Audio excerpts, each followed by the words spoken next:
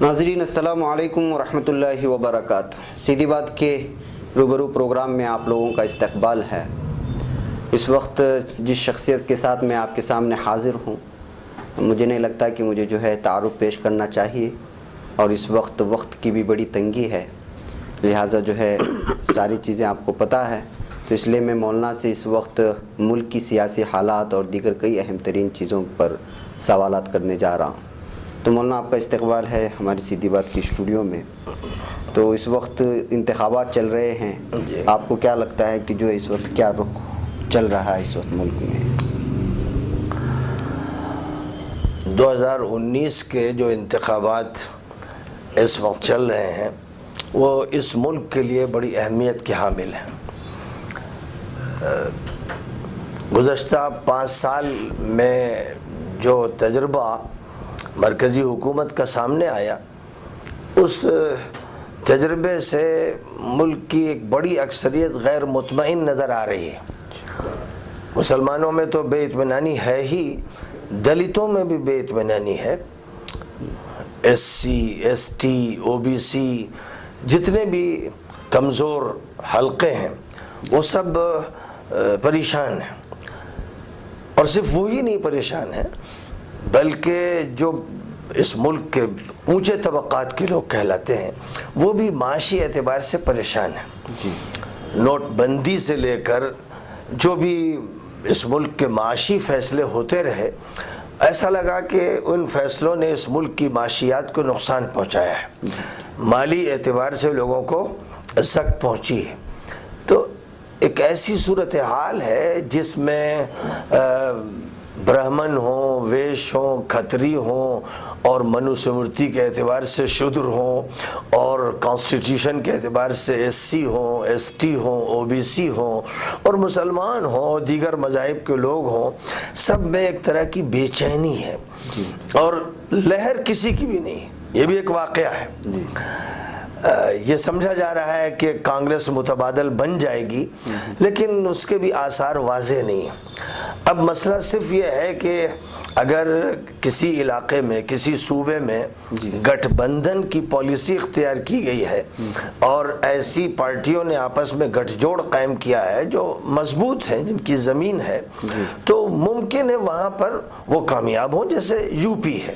U P میں S P اور B S P ہمیشہ ایک دوسرے کی حریف رہی ہیں، لیکن یہ پہلا موقع ہے، ہندوستان کی آزادی کے بعد کی تاریخ کا یہ پہلا موقع ہے کہ ایس پی اور بی ایس پی، مایاوتی اور اکھلیش کا اتحاد ہوا ہے۔ یہ اتحاد اگر مضبوطی کے ساتھ قائم رہتا ہے تو یہ سمجھا جاتا ہے کہ اچھی خاصی سیٹیں اس اتحاد کو ملیں گی، لیکن کیا یہ اتحاد بی جے پی کو شکست دے دے گا؟ یہ یقینی نہیں ہے۔ اور جہاں تک بی جے پی کے تعلق ہے، اس میں بھی مختلف نظریات کے لوگ ہیں، معتدل نظریات کے بھی لوگ ہیں، متشددانہ نظریات کے لوگ بھی ہیں۔ بی جے پی کو جو نقصان پہنچا ہے وہ ہمیشہ وشو ہندو پریشد، بجرنگ دل اور شیو سینا جیسی متشدد تنظیموں کی وجہ سے پہنچا ہے۔ بی جے پی کے ذمہ داروں سے میری جب بھی ملاقات ہوئی تو میں نے ان سے یہی کہا کہ آپ کو سیکولر ایجنڈا سامنے رکھنا چاہیے۔ ہندوتو کا جو نظریہ ہے وہ ملک کو بانٹنے والا ہے، اس سے فرقہ واریت پیدا ہوتی ہے، اور کسی بھی ملک کو فرقہ واریت سے بچانا سب سے اہم اور ضروری کام ہے۔ میں یہ سمجھتا ہوں کہ بی جے پی کی جو ہائی کمان ہے وہ یہ چاہتی ہے کہ فرقہ وارانہ پالیسی اختیار نہ کی جائے، اور انہوں نے چند بڑے بڑے لیڈروں کو جو کنارے کیا ہے، جس میں اڈوانی صاحب بھی ہیں اور جن کی بڑی شخصیت رہی ہے، یہ ان کا ایک مثبت عمل ہے۔ اور اگر ان کا یہ مثبت عمل بڑے پیمانے پر پہلے سے ہوتا، صرف الیکشن کے وقت نہ ہوتا، تو شاید وہ کانگریس کا متبادل بنتے۔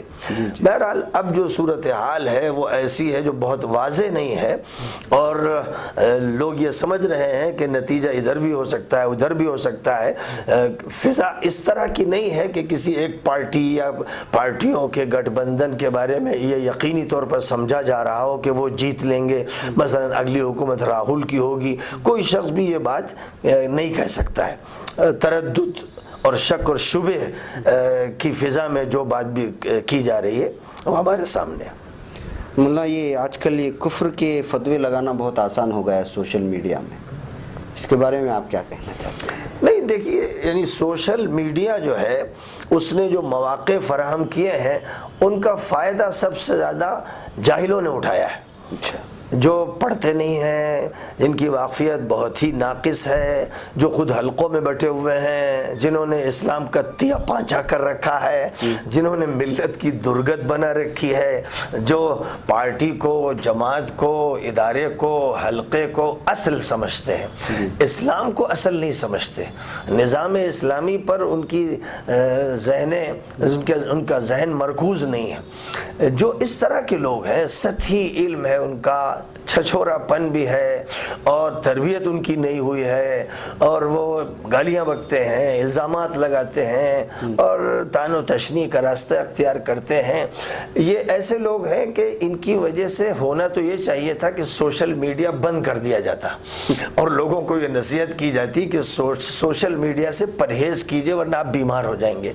ये वबाई मीडिया है और इसमें वबा बड़ी ख़तरनाक है। एक वबा होती है जिससे कॉलेरा फैल जाता है, किसी वबा के नतीजे में बुखार आम हो जाता है। ये वबा ऐसी है जो ईमान सोज है, हया सोज है। ये वबा ऐसी है जो ईमान को खाए जा रही है। मैं बार बार कहता हूँ कि हज़रत मोहम्मद सल्लल्लाहु अलैहि वसल्लम जो आखिरी नबी हैं और पूरी दुनिया के लिए अल्लाह ताला ने उनको पैगंबर बनाया, उनका तो आलम ये था कि वो काफिरों के लिए रोते थे कि इनको कैसे जहन्नम से बचा लें, इसके लिए तड़पते थे, इसके लिए लोगों के पास पहुँचते थे, काफिरों मुशरिकों के पास पहुंचकर उनको मोहब्बत से हिदायत की तरफ लाते थे। और मदीना मुनव्वरा में जब आप थे तो आपके मुआशरे में बहुत से मुनाफिक थे और आप जानते थे कि ये मुनाफिक हैं और ये आपके खिलाफ साजिशों में मुलव्वस है, लेकिन आपके अखलाक इतने करीमाना थे और आप के यहाँ इतनी वसअत थी कि आप उनका भी ख्याल फरमाते, मस्जिद में उनको बिठाते, दस्तरखान पर बिठाते, उनका इकराम फरमाते। ये अखलाक नबवी है। तो अब जाहिर है कि जो आज सोशल मीडिया पे लोग हैं, मौलवी हैं, मुफ्ती हैं, इनका अखलाक नबवी से कोई ताल्लुक़ नहीं। ये सीरत नबवी से महरूम किस्म के लोग हैं। इनकी पढ़ाई गलत हुई है या तरबियत गलत हुई है, जहन साजी गलत हुई है, या खुदा न खास्ता ये दुश्मनों के एजेंट हैं। जैसे आप जानते ही हैं कि सऊदी हुकूमत एक जालिम हुकूमत है, मिस्री हुकूमत जालिम हुकूमत है, इमारात की हुकूमत जालिम हुकूमत है। उनके कितने ऐसे एजेंट हैं जो मुफ्ती आज़म कहलाते हैं, बड़े बड़े उलमा, बड़े बड़े मशाइख, बड़ी खूबसूरत चेहरों पर दाढ़ियाँ और इमामे और जुब्बे, और वो मुनाफिक हैं। वो जालिमों का साथ देकर उलमा को, जो सही उलमा है, उनको जेलों में डलवा रहे हैं, उनको मरवा रहे हैं, उनकी लाशों पर खेल रहे हैं। तो जब ये आलम इस्लाम में हो रहा है तो हम ये समझते हैं कि यहाँ भी उनकी एजेंसियाँ खुली हुई हैं। तो जो उनकी एजेंसियां हैं, जो उनके जराइम पर बोलते नहीं, उनके जराइम पर तनकीद नहीं करते, और यहाँ फिर वो किसी पर कीचड़ उछालते हैं और मसाइल को उठाते हैं, इसमें कोई शक नहीं है कि ये बड़े महरूम किस्म के बदकिस्मत मौलवी हैं या जिस तबके के भी लोग हैं, और ये एजेंसियां हैं। हो सकता है इन्हें शूर भी ना हो सकता है इन्हें शूर भी ना हो। ऊंट को शूर नहीं होता है कि बांधा क्यों गया, खोला क्यों गया। ये हुजूर पाक अलैहिस्सलाम ने फरमाया था कि उसे पता नहीं कि मुझे बांधा क्यों और उसे पता नहीं मुझे खोला क्यों। ऐसे ही बस ये ऊंट हैं, शुतुर हैं या बार बरदारी के जानवर हैं, इससे ज़्यादा इनकी कोई हैसियत नहीं। इसलिए सोशल मीडिया ही के ज़रिए ख़ासतौर पर आपकी जो सीधी बात है, बड़ा अल्लाह का फजल है कि बात सीधी है, यानी सिरात मुस्तकीम पर आप लोगों को लेकर चल रहे हैं, हक़ की तर्जुमानी करते हैं, सच्चाई की तर्जुमानी करते हैं। मुझे अब तक जितने भी मैंने चैनल सुने हैं, प्राइवेट चैनल, उसमें सबसे ज़्यादा मुझे आपका ये चैनल पसंद आया, और इसमें बात को जिस तरह पेश किया जाता है जितनी वजाहत के साथ, बहुत ही अच्छा। तो आप लोगों को बताइए कि सोशल मीडिया पे जो कुछ आ रहा है ये समझें कि अक्सर कीचड़ है, गंद है, संडास है, उससे अपने को बचाओ, घरों को बचाओ, नस्लों को बचाओ, बच्चों को बचाओ।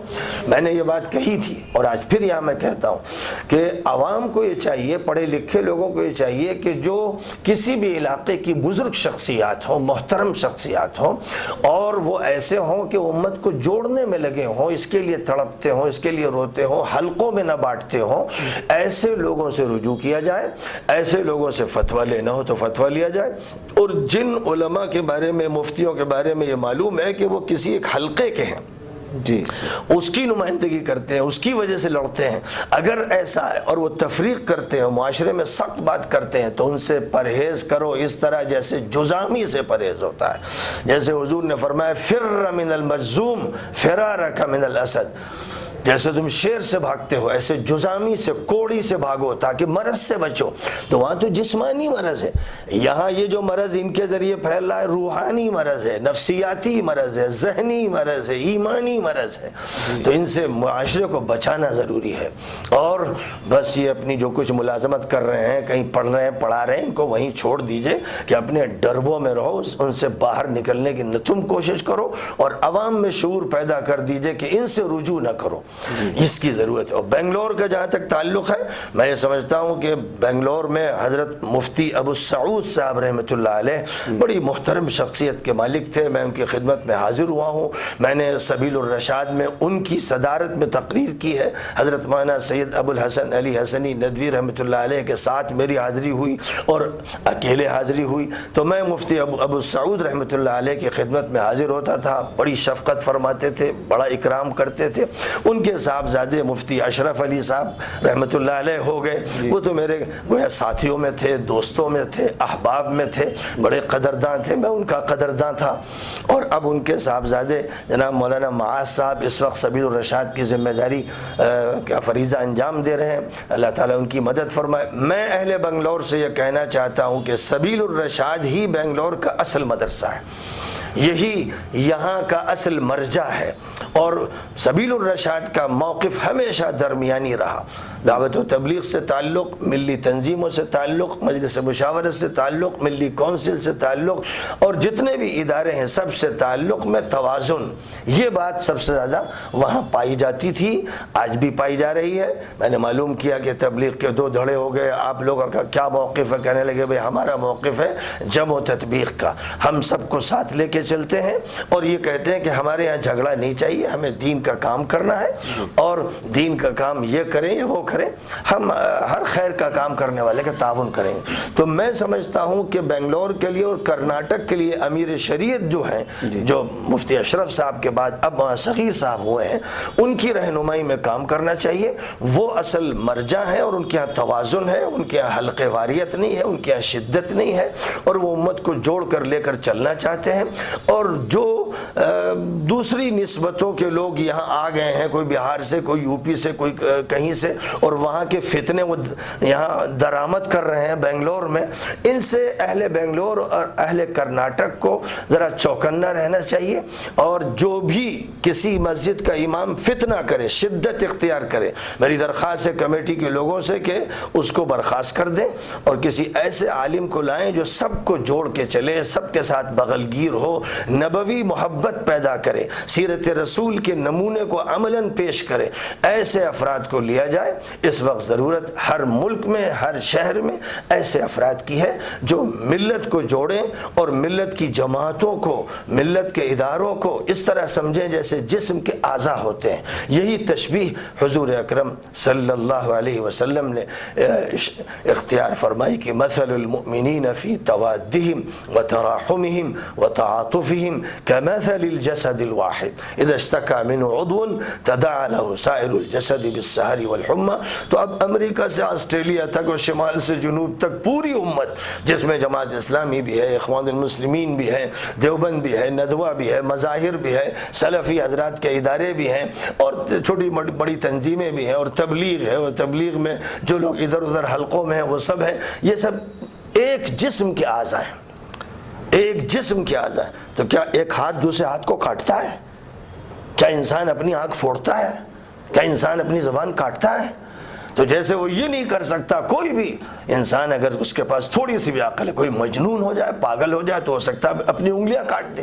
تو یہ امت، حضور نے یہ امت بتائی ہے جس میں تفریق نہ جماعتوں کی ہے نہ اداروں کی ہے، جی۔ تو اس بنیاد پر کام ہونا چاہیے، اور آپ کا جو چینل ہے آپ اسی پر سارا زور دیجئے، امت کو بلائیے کہ آؤ ایک پلیٹ فارم پر جمع ہو جاؤ، اور اپنے اپنے اختلاف رائے کو رکھتے ہوئے تم سب کے ساتھ اتحاد کرو۔ اختلاف رائے کا مطلب یوں سمجھ لیجئے کہ آنکھ کا کام دیکھنا ہے، کان کا سننا ہے، دماغ کا سوچنا ہے، ہاتھ کا پکڑنا ہے، یہ فنکشن الگ الگ ہے۔ ایسے ہی اگر کسی کی ایک رائے ہے تو اپنی رائے کے مطابق کام کرے، لیکن مثبت طریقے پر کرتا رہے، جو حقائق ہوں وہ بیان کیے جائیں قرآن کی روشنی میں، حدیث کی روشنی میں۔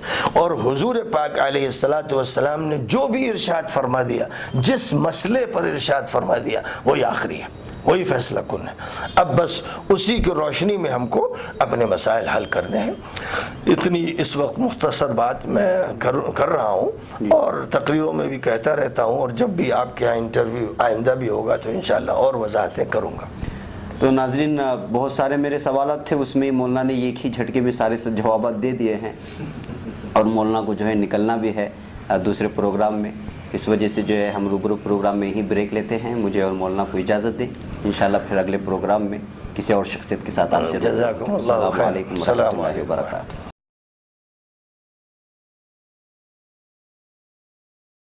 علیکم۔